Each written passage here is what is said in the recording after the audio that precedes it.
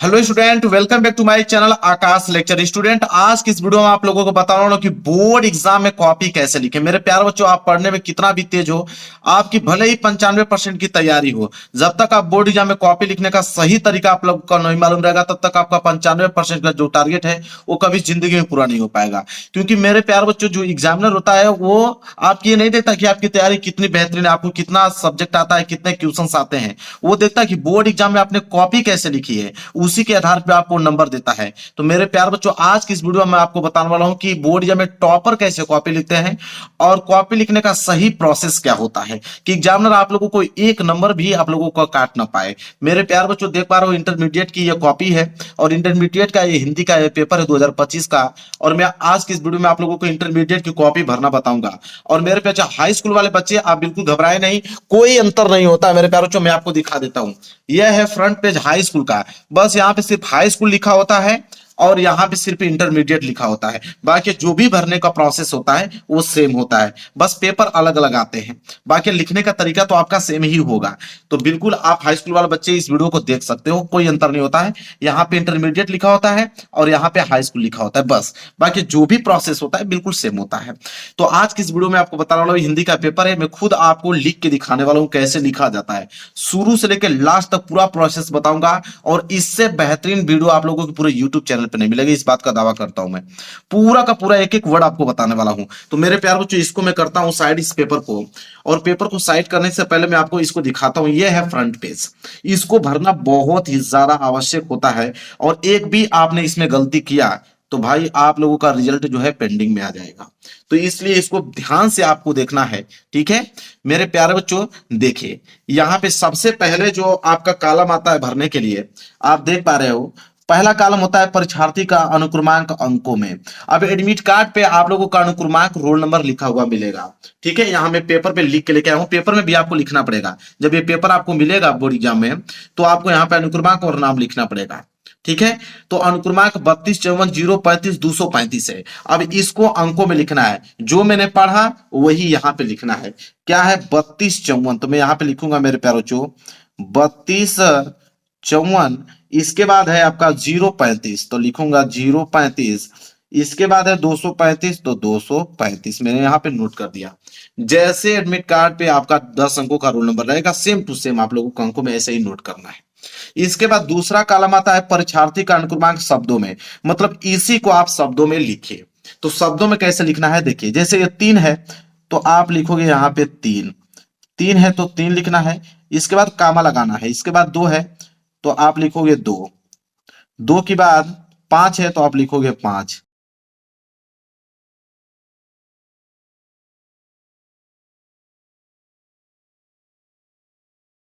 देखिए, यहां पे हो गया कंप्लीट। जब कंप्लीट हो जाए तो एक बार आप लोगों को मिला लेना है, कि जैसे 3 2 5 4 0 3 5 2 3 5, 1 2 3 4 5 6 7 8 9 10, बिल्कुल सही सही। देखो, रोल नंबर को 1 2 3 बार मिला लो, क्योंकि मेन रोल नंबर ही होता है, ठीक है। तो रोल नंबर कंप्लीट। इसके बाद तीसरा कॉलम आता है विषय एवं प्रश्न पत्र भरने का। यहां पे देखिए विषय, तो मेरे प्यार बच्चों, आपको विषय सामान्य हिंदी है तो आप भरोगे मेरे प्यारे बच्चों सामान्य हिंदी। क्या भरेंगे? सामान्य हिंदी भरेंगे आप यहाँ पे, सामान्य हिंदी। क्लियर? इसको कोष्टक में आप कर दीजिए पैक। इसके बाद प्रश्न पत्र, तो प्रश्न पत्र में आप भरेंगे केवल प्रश्न पत्र। केवल मतलब होता है कि आपका पेपर जो है वो सिर्फ एक ही होगा। तो हिंदी का पेपर आपका एक ही होगा, मैथ का पेपर एक ही होगा। अब पेपर जो इंटर का होता है सिर्फ एक ही होता, पहले दो दो पेपर होते थे, ठीक है। तो आपको केवल प्रश्न पत्र डालना है। इसके बाद मेरे प्यारे बच्चों, यहाँ पे तथा संकेतांक भी भरना है। तो प्रश्न पत्र पर अंकित संकेतांक, ये क्या होता है तो मैं आपको दिखाता हूं। देखिए, तो ये जो पेपर है, तो पेपर कोड को संकेतांक बोला जाता है, जैसे 302 DQ। तो यही आपका पेपर कोड है, यही आपका संकेतांक है। तो यही आपको यहाँ पे भरना पड़ेगा मेरे प्यारे बच्चों। क्या है? 302, तो यहाँ भरेंगे हम लोग 302 DQ। तो DQ। और ये पेपर कोड बिल्कुल सही सही भरिएगा, क्योंकि पेपर कोड से ही आंसर शीट मिलाया जाता है। और दूसरा कोड भर दोगे तो दूसरे कोड से मिलाया जाएगा, आपकी कॉपी मैच नहीं करेगी, पूरा का पूरा नंबर काट लिया जाएगा। तो इसलिए पेपर कोड सही सही भरना है आपको। इसके बाद चौथा है परीक्षा का दिन। तो मेरे प्यार बच्चों, आपका 24 फरवरी से पेपर स्टार्ट हो रहा है और उस दिन है आपका सोमवार। क्या है? सोमवार है, तो आप डालोगे उस दिन सोमवार। क्या डालेंगे आप? सोमवार डालेंगे। इसके बाद मेरे प्यार बच्चों अगला है पांचवा, परीक्षा की तिथि एवं पाली। तो 24 फरवरी को पेपर स्टार्ट है, तो आप लिखोगे यहाँ पे 24 फरवरी का मतलब दूसरा महीना और 2025। और इंटर का पेपर है मेरे प्यार बच्चों, तो पाली में आप द्वितीय पाली लिखोगे, क्योंकि 2 बजे से आप लोगों का पेपर है। हाई स्कूल वाले बच्चे क्या लिखेंगे? प्रथम पाली, क्योंकि उनका सुबह पेपर है। ठीक है, तो यहाँ पे इंटर का मैं बता रहा हूं तो द्वितीय पाली भरूंगा। हाई स्कूल वाले बच्चे क्या भरेंगे? प्रथम पाली भरेंगे। इसके बाद है 6 केंद्र का नाम। केंद्र का नाम का मतलब होता है मेरे प्यार बच्चों कि आप जिस स्कूल में बैठ के पेपर दे रहे हो, जहां पे आपका सेंटर गया हुआ है, उसका नाम लिखना होता है केंद्र के नाम में। तो भाई देख लीजिएगा आपका सेंटर कहाँ गया। सारे बच्चों का अलग अलग सेंटर जाता है। फिलहाल के लिए मैं अपने चैनल का नाम आकाश लेक्चरर यहाँ पे लिख देता हूँ। ठीक है, फिलहाल के लिए मैं अपने चैनल का नाम यहाँ पे लिख देता हूँ आकाश लेक्चरर, और वो अपने लिख लीजिएगा जहां पे सेंटर गया है। इसके बाद नीचे जो है आपको भरना नहीं है, कक्ष निरीक्षक भरेंगे। जो आपका जहां पे सेंटर गया होगा, जिस रूम में आप बैठ के पेपर दे रहे होगे, उस रूम में एक टीचर होंगे, और वो टीचर ये वाला भरेंगे कि आप किस रूम नंबर में बैठे हैं। वो अपना सिग्नेचर करेंगे, वो अपना डेट लिखेंगे उस दिन का। ठीक है, और ये जो आपने भरा है उसको चेक भी करेंगे, अपना सिग्नेचर भी करेंगे। ठीक है, तो इसको छोड़ देना, बस इतना ही आप लोगों को भरना है। इतना भरने के बाद आपको कॉपी जो है यहाँ पे खोलनी है। जैसे खोलोगे तो पहला पृष्ठ आपके सामने आएगा, और पहला पृष्ठ जब सामने आएगा मेरे प्यार बच्चों, तो यहाँ पे देखिए मैंने लाइनिंग खींची हुआ है। ठीक है, यहाँ लाइनिंग खींच के लेकर आया हूं, लेकिन आपके बोर्ड एग्जाम में लाइनिंग खींचा हुआ नहीं मिलेगा, तो आपको लाइनिंग खींचना पड़ेगा। तो आप स्केल लेके जाइएगा, और स्केल की सहायता से आपको लाइनिंग क्या होगा? खींचना पड़ेगा। वो भी डबल लाइनिंग खींचेगा ताकि दिखने में अच्छा लगे। सिंगल लाइनिंग भी खींच सकते हो, कोई दिक्कत नहीं है, लेकिन डबल लाइनिंग खींच दोगे तो थोड़ा अच्छा लगता है।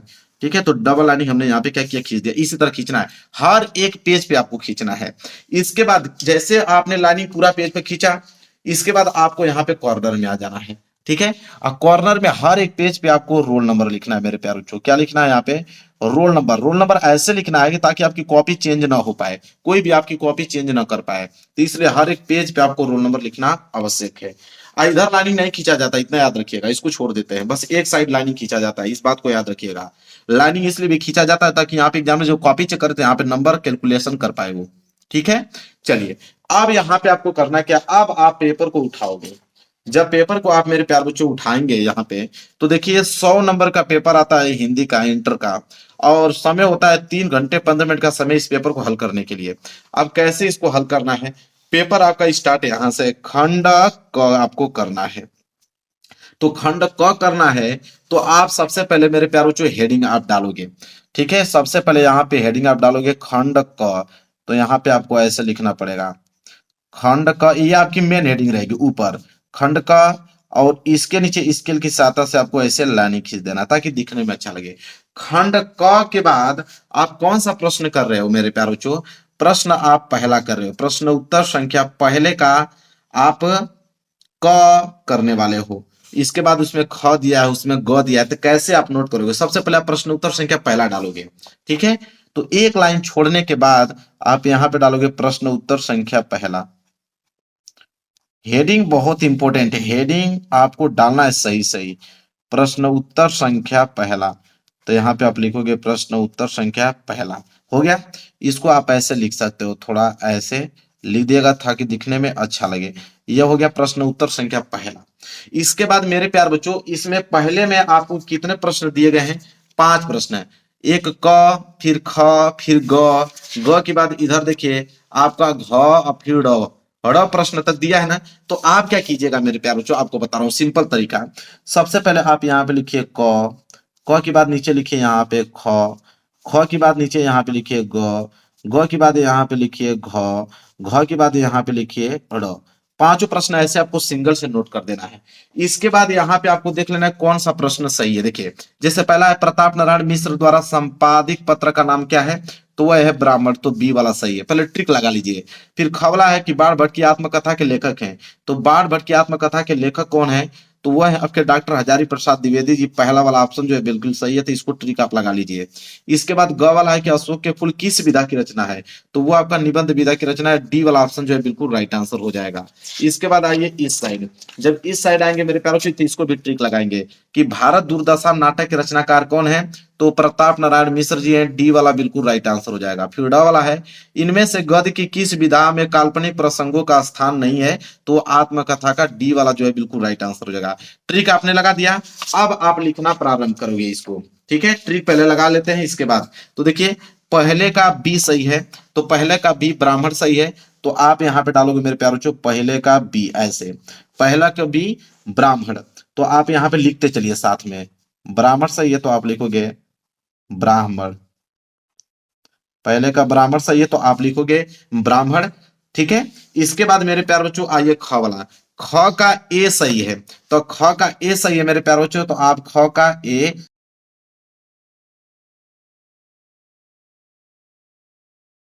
दूसरे का हमने लिख दिया डॉक्टर हजारी प्रसाद द्विवेदी जी। इसके बाद ग वाला का आंसर देखेंगे। ग वाला का आंसर है डी निबंध, तो ग वाला का। ठीक है, इसके बाद आएंगे घ वाला। ठीक है, तो देखिए घ वाला इस साइड था, तो उसको देखेंगे। घ वाला का डी सही है, प्रताप नारायण मिश्र जी। इसके बाद ड वाला ये, ड का भी डी सही है, आत्मकथा। ठीक है, तो प्रश्न उत्तर संख्या आपका पहला जो है कंप्लीट हो गया। ऐसे आपको लिखना है। इसके बाद आगे बढ़ेंगे। इसके बाद है दूसरा वाला, तो दूसरा में भी आपको 5 प्रश्न दिया गया है, क ख ग घ ड़। तो प्रश्न उत्तर संख्या दूसरा है, तो देखिए प्रश्न उत्तर संख्या पहला आपने डाला था, एक लाइन यहाँ पे छोड़कर यहाँ पे आपको प्रश्न उत्तर संख्या डालना है। तो यहाँ पे आप डालेंगे एक लाइन छोड़ने के बाद प्रश्न उत्तर संख्या दूसरा। पूरा का पूरा स्टेप बताऊं, एक भी प्रश्न छोड़ने वाला नहीं हूं। ठीक है, तो प्रश्न उत्तर संख्या दूसरा आपको हेडिंग बनाना है, और ऐसे करके आपको थोड़ा डिजाइन में, ताकि दिखने में अच्छा लगे, प्रश्न उत्तर संख्या दूसरा करना है। और सेम प्रोसेस वही अपनाएंगे जो इसमें मैंने किया है। क पहले आप डालेंगे यहाँ पे क, क की बाद आप डालेंगे ख, ख की बाद आप डालेंगे ग, ग की बाद आप डालेंगे मेरे प्यारों चो घ, घ की बाद आप डालेंगे ड़। ठीक है, यहाँ पे आपने डाल दिया। इसके बाद मेरे प्यारों चो इसका आंसर देखेंगे, ट्रिक लगा लेंगे कि आंसर क्या होगा। तो हिंदी साहित्य के आधुनिक काल की रचना है। ठीक है, तो डी वाला चांद का मुंह टेढ़ा। इसके बाद है ख वाला, हरिओद का पूरा नाम है, तो हरिओद का पूरा नाम अयोध्या सिंह उपाध्याय है, तो डी वाला जो है बिल्कुल राइट आंसर हो जाएगा। इसके बाद है ग वाला, छायावाद की मुख्य विशेषता इन चारों ऑप्शनों में से, तो वह आपका प्रकृति का चित्रण। ए वाला जो है बिल्कुल राइट आंसर हो जाएगा। और घ वाला, प्रकृति का सुकुमार कवि कहा गया है, किनको कहा गया है, तो जयशंकर प्रसाद जी को, तो बी वाला जो है बिल्कुल राइट आंसर हो जाएगा। इसके बाद एक प्रश्न इधर है आपका ड वाला, किताब सप्तक के संपादक हैं, तो अज्ञे जी हैं, तो बी सही है, तो बी वाला। तो ऐसे ट्रिक लगा देना है। ट्रिक लगाने के बाद लिखेंगे। तो क वाला का डी सही है, चांद का मुंह टेढ़ा, तो क वाला का डी है, तो यहाँ पे लिखेंगे क का डी।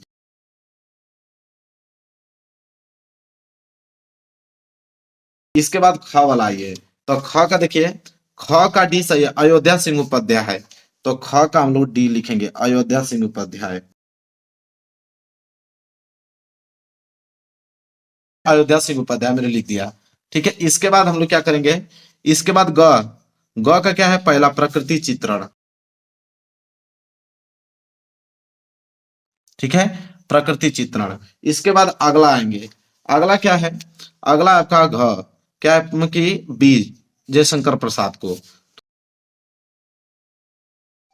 ठीक है, तो बी मैंने लिख दिया जयशंकर प्रसाद को। इसके बाद ड़ वाला है, ड़ का बी है अज्ञेय, तो ड़ का यहाँ पे हम लोग लिखेंगे बी अज्ञेय जी, तो लिख दिया। इस तरह प्रश्न उत्तर संख्या पहला और दूसरा यहाँ पे कंप्लीट हो गया।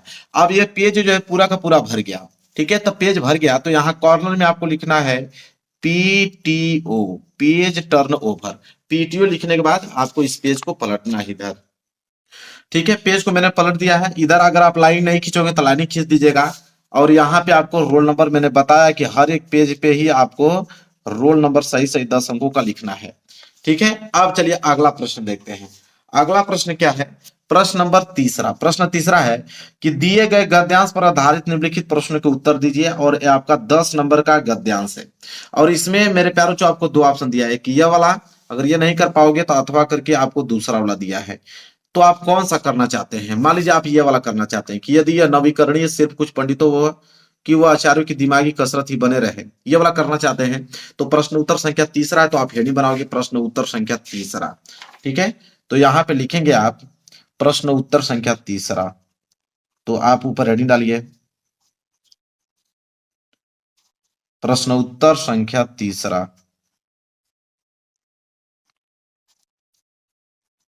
ठीक है, अब इसके बाद यहां पे आपको ऐसे कर देना है। ये हो गया प्रश्न उत्तर संख्या तीसरा। प्रश्न उत्तर संख्या तीसरा, लेकिन इसमें दो है तो कौन सा कर रहे हैं उसके लिए आपको संकेत लिखना पड़ेगा। तो यहाँ पे आप हेडिंग डालेंगे संकेत, कि दोनों में से कौन कर रहा है संकेत, फिर यहाँ पे एरो का चिन्ह दीजिएगा, नीचे आप ऐसे लाइन खींच दीजिएगा ताकि दिखने में अच्छा लगे। संकेत कैसे लिखा जाता है वो देखिए। संकेत में मेरे प्यारों ये होता है कि यदि यह नवीकरण, यहाँ की शुरू की इतना लाइन उठा लो, फिर डॉट डॉट डॉट करते हुए कुठारा घात होगा लास्ट की लाइन उठा लो। ठीक है, तो कैसे लिखेंगे कि यदि यह नवीकरण, तो यहाँ पे लिखेंगे हम लोग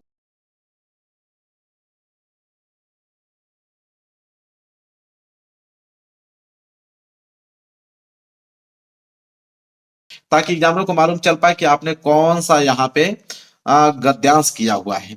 ठीक है, तो संकेत आपने लिख दिया। इसके बाद आप क्या करोगे मेरे प्यार बच्चों, इसके बाद प्रश्न पढ़ोगे। पहला क्या है, उपयुक्त गद्यांश के पाठ और लेखक का नाम लिखिए। ठीक है, क वाला करने वाले हो तो यहाँ पे लिखोगे आप क। ठीक है, क लिखने के बाद पूछा है कि पाठ का नाम और लेखक का नाम, तो यहाँ पे हेडिंग बनाओगे पाठ का नाम। तो आपकी हेडिंग यहाँ पे रहेगी पाठ का नाम, यहाँ ब्लैक पेन से आप हेडिंग बनाओगे पाठ का नाम, फिर एरो का चिन्ह दे दोगे, और नीचे मेरे प्यार पे हेडिंग रहेगी यहाँ पे लेखक का नाम। तो नीचे हेडिंग बनाओगे लेखक का नाम, क्योंकि पाठ का नाम और लेखक का नाम दोनों पूछा है ना। तो एक ऊपर हम पाठ का नाम लिखेंगे, नीचे हम लोग लेखक का नाम लिखेंगे। इसके बाद नीले पेन से लिखेंगे, तो इसको हम लोग पढ़ेंगे मेरे प्यारे बच्चों कि यहाँ पे किस पाठ से लिया गया है। तो देखिए यहाँ पे भाषा का प्रयोग किया गया है, यहाँ पे भाषा आपको दिखा। ठीक है, तो भाषा जैसे दिखा आपको मालूम चल जाएगा, फिर यहाँ पे विभाषा दिखा है तो आपको मालूम चल जाएगा कि यह भाषा और आधुनिकता चैप्टर से लिया गया है। तो पाठ का नाम तो हो गया भाषा और आधुनिकता, तो आप लिखोगे। इसके लेखक कौन है, तो प्रोफेसर जी सुंदर रेड्डी जी हैं।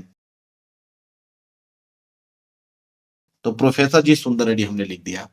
ठीक है, इसके बाद क वाला का काम खत्म हो गया। आगे देखेंगे ख वाला, रेखांकित अंश की व्याख्या। तो आप जब ख वाला करने वाले हो तो एक लाइन छोड़ दो, नीचे फिर आप लिखो ख, फिर आपकी हेडिंग रहेगी रेखांकित अंश की व्याख्या। तो आप हेडिंग बनाओगे रेखांकित अंश की व्याख्या।